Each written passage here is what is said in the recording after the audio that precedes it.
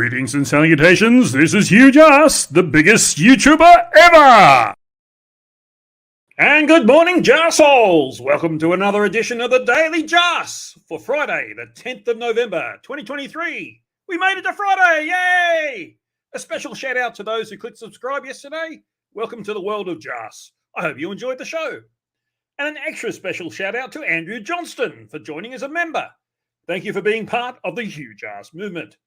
I haven't had time to add you to the member roll as yet, but that'll be done for tomorrow's show, so consider this shout-out your recognition, for today at least. We looked at Brian Zoologic yesterday, who was one of the worst advocates for Flat Earth on the globe. Today, we look at someone in the same class of dumb. Flat Earth Banjo, aka Eddie, is a Brazilian who has lived in the US and who now lives in Japan, apparently teaching English, which is a surprise, as he doesn't demonstrate an exceptional command of the language in his videos. But before I get to him, I want to thank my YouTube members plus Andrew Johnston.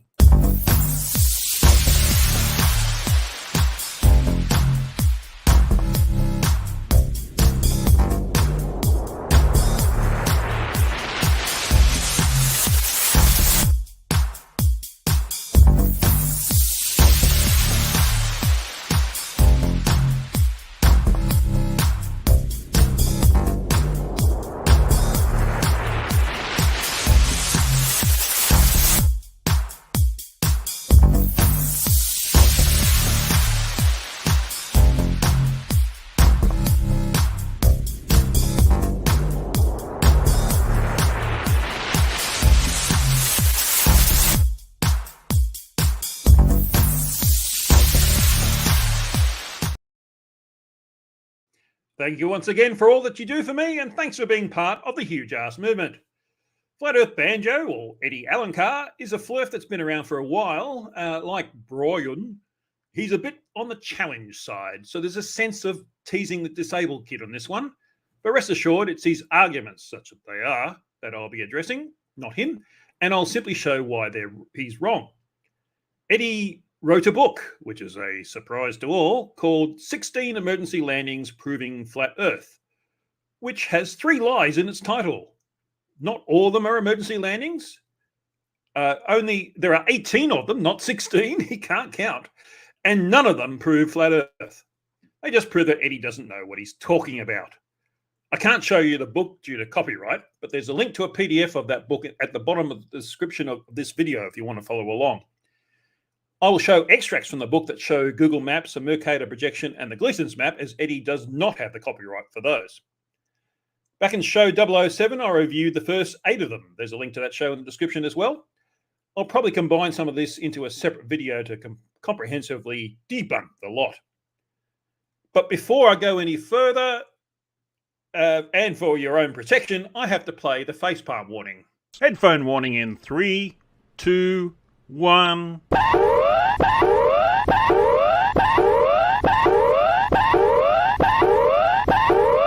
Severe facepalm warning is in effect. Oven mitts mandatory from this point forward. You are at risk of pummeling yourself to death with facepalm. 1 second. Right, there we go. Yes, consider yourself warned. This is going to be facepalming city. All right, so let's recap part 1. This is a list of the 18.16 flights. The first flight was the 1988 Australia Bicentennial Gold Cup. The Brazilian team flew from Rio to Sydney, but they had to go through LAX, and it wasn't an emergency landing.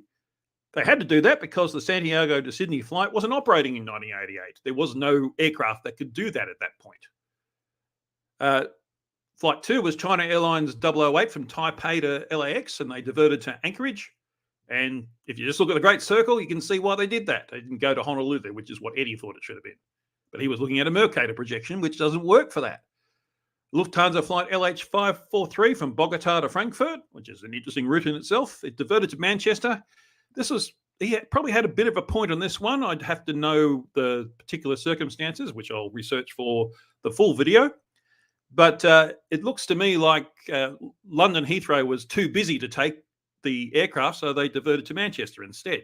It could have been weather that diverted their path. It's a very long path.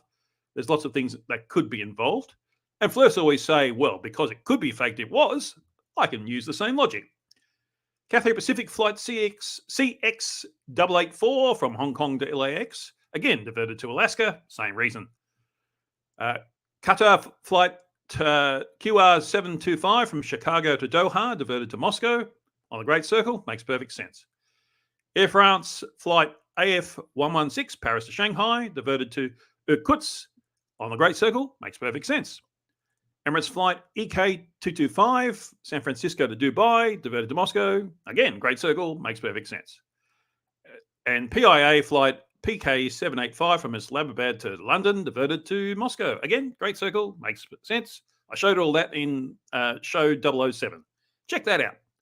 Today we've got, well, it's not 8, it's going to be 10 new flights. So let's have a look at those. Let me pull up the other one I've got to show you and make that big. All right. Hang on, I've lost my notes. Where am I looking? Yes. So this is Lufthansa flight LH727 from Shanghai to Munich, diverted to, I don't even know how to pronounce that, Yemeljanovo, something like that. Forgive me for any pronunciations I get wrong. I'm just not very good at pronouncing words I've only experienced in the last few minutes. Let's have a look at that on Google Maps. Let me swap over to that. Google Earth, I should say. That was the last one. And what was this one? Munich to, well, let's start in Munich. There we go. So there's Munich, this one here. So Munich to Shanghai and Yemeljanovo, there it is there.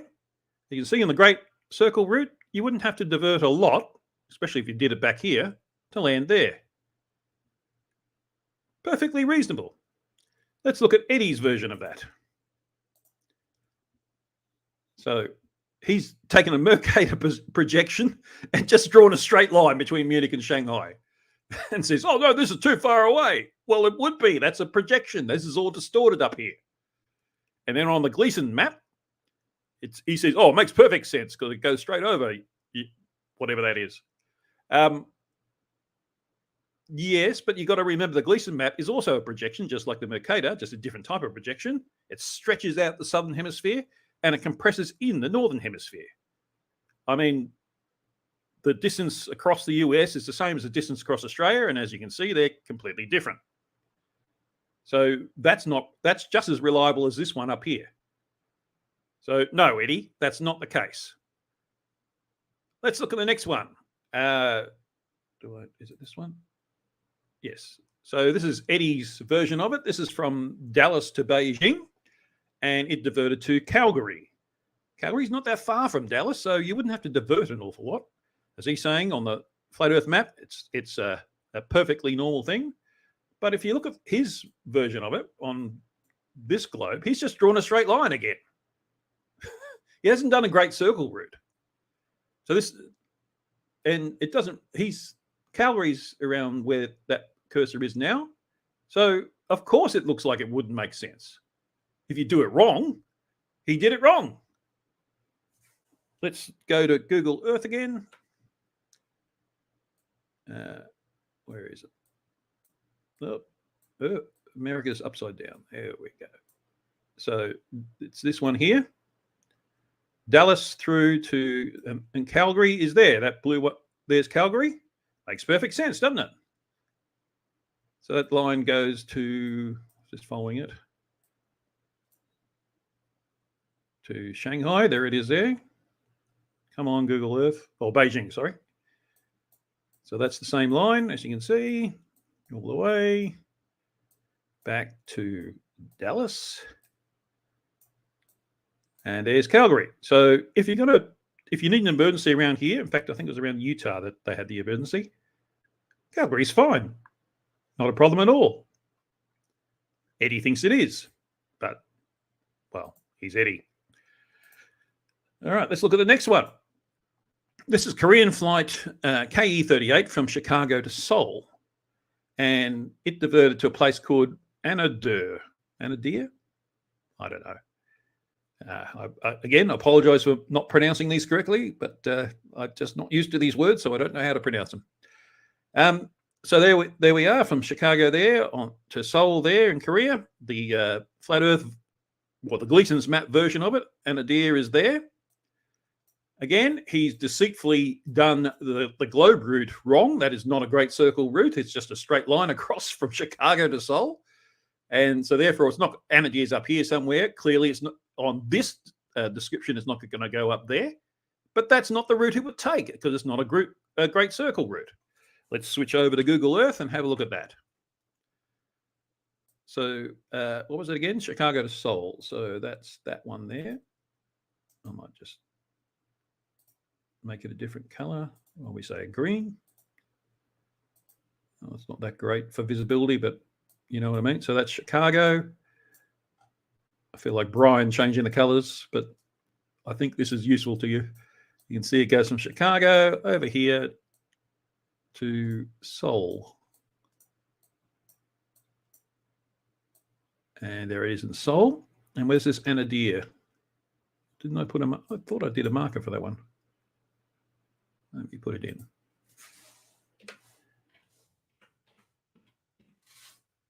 Why is it? Why is this the only product that does that? Oh, where's Anadir? All right, there it is there. I'll just put a marker there. I'll just leave it untitled because you'll see it. So the green one's the flight path. As you can see, it's not a major diversion to land there. Not a problem, Eddie. All right, on to Swiss International Flight 40, Los Angeles to Zurich. So I presume it's that one. What color can we make this one? Let's go for, oh, we can't go for yellow because we already got that. Maybe a purple. How about that? That makes that pretty clear. And it does go to Zurich, yes. All right, so this one diverted to Iloquit, which is that blue marker there. As you can see on the globe Earth, that makes perfect sense. But let's go have a look at Eddie's version of it. Come on, there we go. So on the Gleason's map, he says, oh, well, that makes sense. Well, of course, the Northern Hemisphere's compressed in, so Great Circle route is more likely to correspond in the Northern Hemisphere. But in the Southern Hemisphere, as we'll see, that's not the case. And again, he's drawn a straight line. He hasn't done the Great Circle route, which I showed goes over here. So I can understand why, if he sees that, it doesn't make sense to go to Iloquit, which is about there. But this is not a good representation of what the flight path would be. And you're doing this on purpose so that people believe you. You're just being deceitful, Eddie, and I don't like that. That's why I oppose you. All right, flight number 13, China Airlines flight 006 from Taipei to LAX. And it diverted to Alaska. Oh, sorry, I missed that one. Los Angeles to, Taiwan to Los Angeles to Alaska. As Eddie's showing, he thinks it makes sense on the Gleason's map. And I guess it does. And again, he doesn't show the correct route between Taipei and Los Angeles on the globe. So I can see why he, which one is it? This is to go to Alaska. I don't think it actually said where in Alaska. I think it might have been Anchorage, or it could have been the Aleutians. I can't remember which one this one is. But that is not the flight path they would take. Let's go to Google Earth. So Taipei, this one here. There's Taiwan there. What color can we make this one? I'll make it sort of an aqua color. How about that? Through to LAX. And if it was the Aleutians, no problem at all. Anchorage is about there. Still not a big issue. Certainly closer than Hawaii.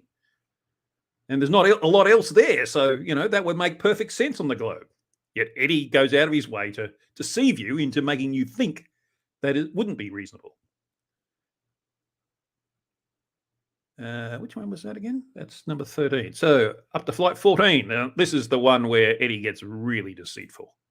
And in fact, I don't have the flat Earth version of this because he didn't include it in his book. This one is Johannesburg to Sydney. I wonder why he didn't include a Southern Hemisphere flight in his book. Well, a map of it anyway. He didn't do that. He just went into all conspiratorial nonsense and how the Antarctica is off limits and crap like that. So in this flight, they took off from Johannesburg and were flying to Sydney. So the yellow line is the path that they would take. That's another flight, so don't worry about that. They diverted to Perth, which is here. Given that there's basically nothing between here, there's not even an airport on this little, the Kerguelen and the islands here. They didn't have a lot of choice. They could have gone to Adelaide, maybe, I guess, or Melbourne. Depends how much fuel they had and how big the emergency was. But Perth seems very reasonable given the alternatives. I guess they could land at Wolf's Tooth now because there's an airport in Antarctica called that. Depends on what sort of emergency, I guess. But why would you want to do that when Perth's there and has all the emergency services you need? So, yeah, that's a very reasonable flight path. Interesting that Eddie didn't include a map for that. I wonder why. Is it because it destroys flat Earth? Anyway, that's Eddie. Right, let's go on to flight 15. So this one's from is it JFK to Honolulu to JFK. And they landed in San Francisco for this emergency. So as you can see on the Gleason's map, San Francisco is not too far away from the line. On the globe, well, I'm not sure why he thinks that's a problem because San Francisco is about there. It's probably the same distance, really, relatively. And then this is the flight aware screenshot of the flight. Again, goes pretty much over San Diego, I'd say. But San Francisco is here. So there's some weather. If that weather was here, they would definitely go a bit further to the north. That's something I didn't say, actually. I said that earlier. I should have pointed that out earlier. See down the bottom here, factors for flight paths. The Great Circle route. So as I've shown, Eddie regularly mixes up a straight line on a Mercator projection with a Great Circle route. The weather, that will determine where you go in your flight path. You need to avoid bad weather to reduce your risk. There's commercial realities, like the first one, where there was no flight between San Diego and Sydney at that time, so they had to go via Los Angeles because that's where the flights went. And the availability of suitable airports for emergency landing. So like with the Manchester one, instead of going to London, which would have been very busy, especially for an emergency landing, and they could make it to Manchester, so they went there instead. Anyway, back to this one. Let's have a look at this one on Google Earth. I'm going to remember Honolulu. Where is it? Honolulu to JFK. So it's this gold one here. All right, so you can see Honolulu to JFK, and it diverted to San Francisco. Sorry, was it San Francisco or no? It's San Francisco. This one. And there's San Francisco right there. It goes straight over it.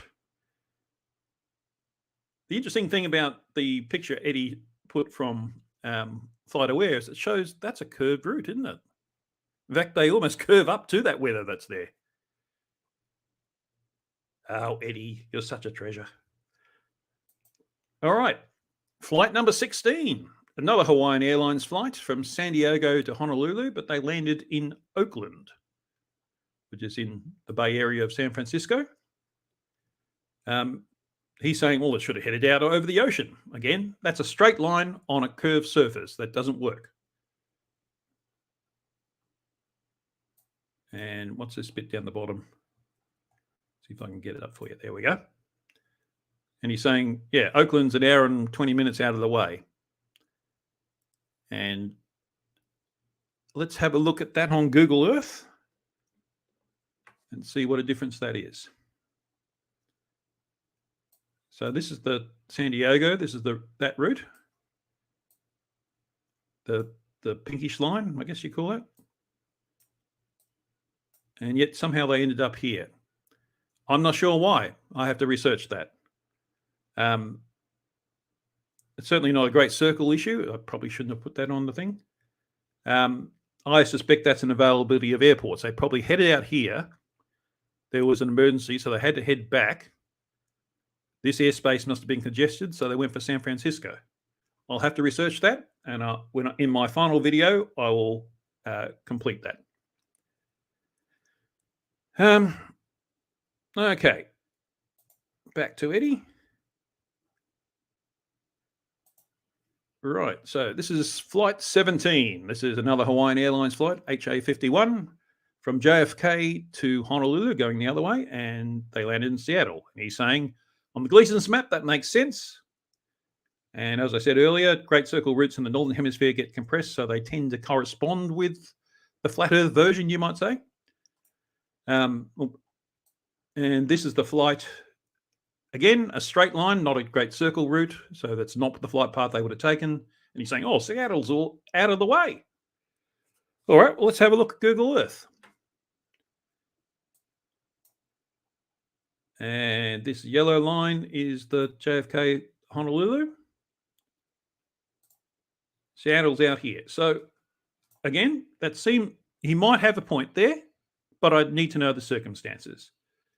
If you had an emergency here and airspace over here was congested, or there was a hurricane or something like that, you'd want to go to the north to avoid it. So therefore, Seattle makes sense.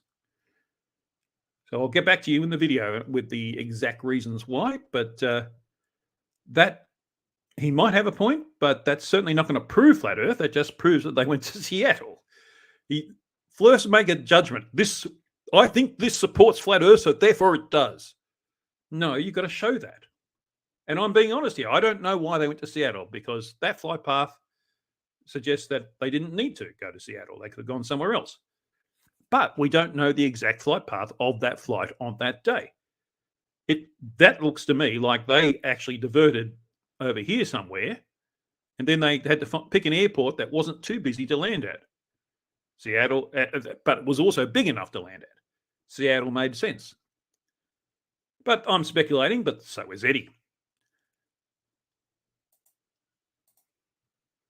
Let's go to the next one.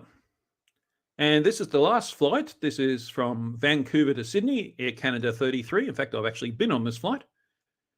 And they diverted to Hawaii. Now, he's going the other way here. On the flat Earth, it makes less sense, doesn't it, if you draw a straight line? Because that's a long way away from that line. Alaska is a lot closer. It depends on when the issue was. Now, as he says down here, I'll just zoom in a bit. So he's drawn this line, which actually looks pretty close. Well, no, the Great Circle route goes this way and then like that. It hit turbulence 600 miles on the other side of Hawaii from Vancouver, and they turned back. Well, I think it's pretty obvious that there's not a lot of major airports between Hawaii and Sydney. I mean, there's Noumea and things like down here, but if you're only like 600 miles, that's about there. Where are you going to turn to? You're going to keep going if you've got an emergency, or you're going to go to the closest airport, which would be Hawaii in that case. Let's have a look in the at Google Earth. So this blue line is the flight, Vancouver. Oh, look at that. It goes really close to Honolulu. Of course they diverted there. They went 600 miles past, so that's about here, and realized I've got an emergency. What's 600 miles ahead? There's nothing. They might have got to Tonga, but that's a lot further away than 600 miles, which Honolulu would have been. That would have made much more sense. So, Eddie, you just got everything wrong. You've not taken into account. Hey, man, maybe Wolfie was flying and decided to mess with Banjo's mind. You don't have to do much to do that. In fact, Wolfie's mentioned in the book. So when you have a look at it, look that up.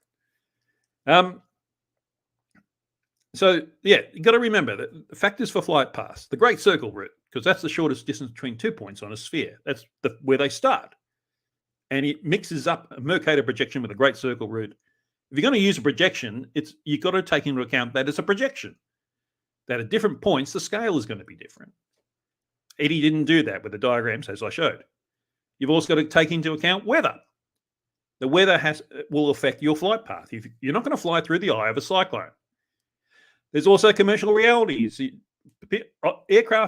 Airlines aren't going to operate aircraft on routes that no one wants to fly on.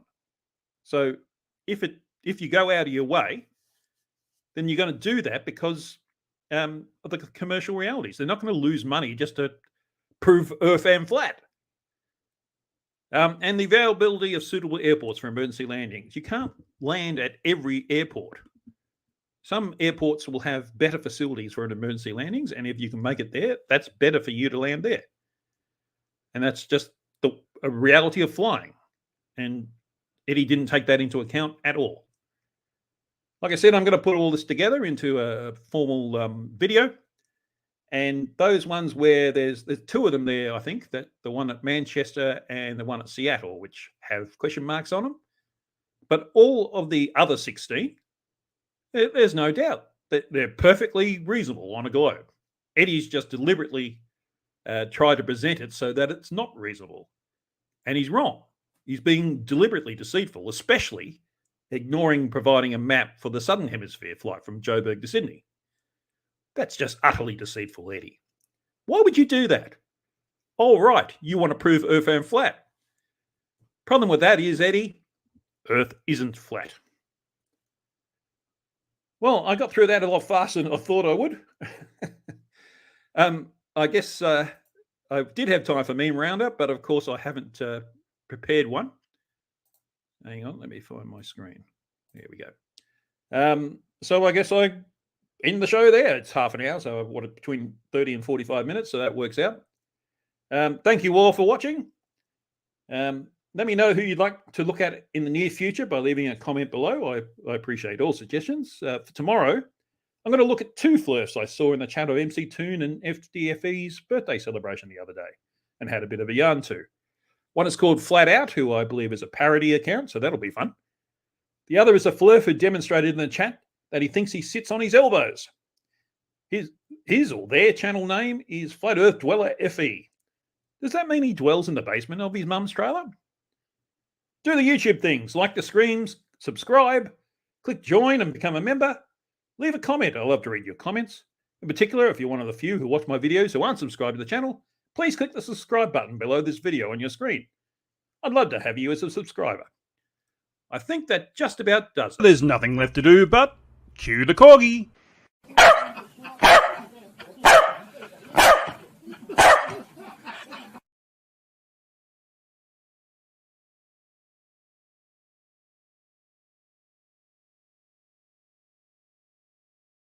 You're disgusting.